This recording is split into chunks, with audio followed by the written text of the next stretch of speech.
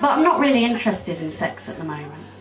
I used to be a right one. Orgies, one-night stands, affairs, 3 in a bed.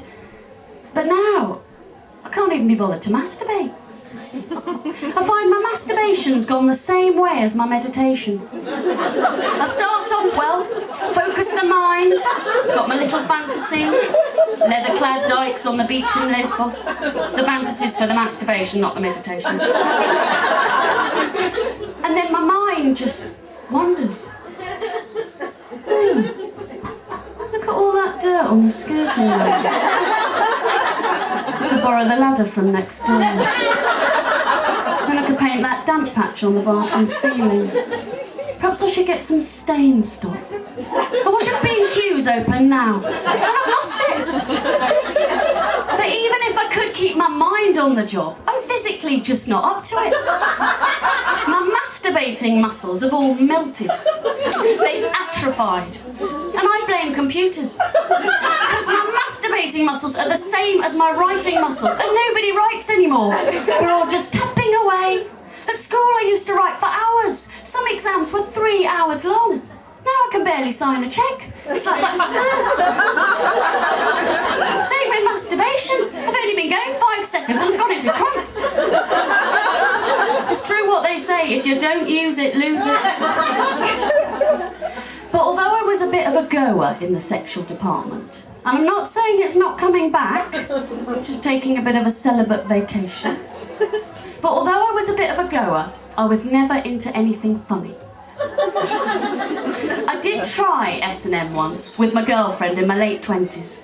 We did a lot of planning, took a special trip to London, went to the women's sex shop, Shush, bought a dildo, vibrator, leather corset, and I had a pair of my dad's old handcuffs, because he used to be a policeman.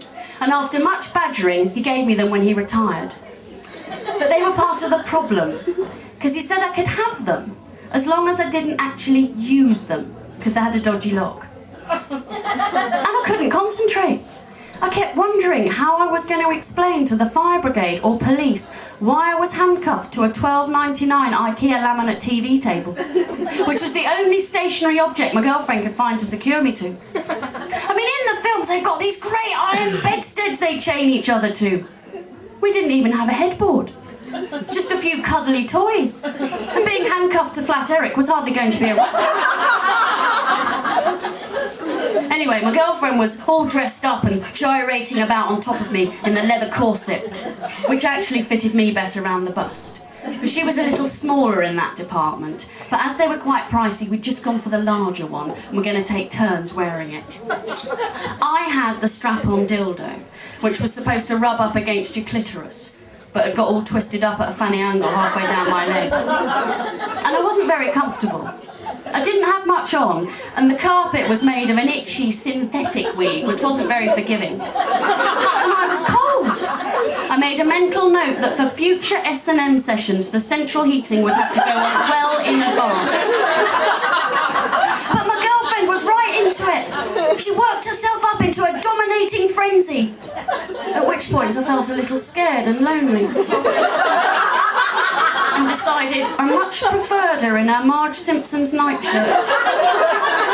And I asked if we could stop and I could have a cuddle.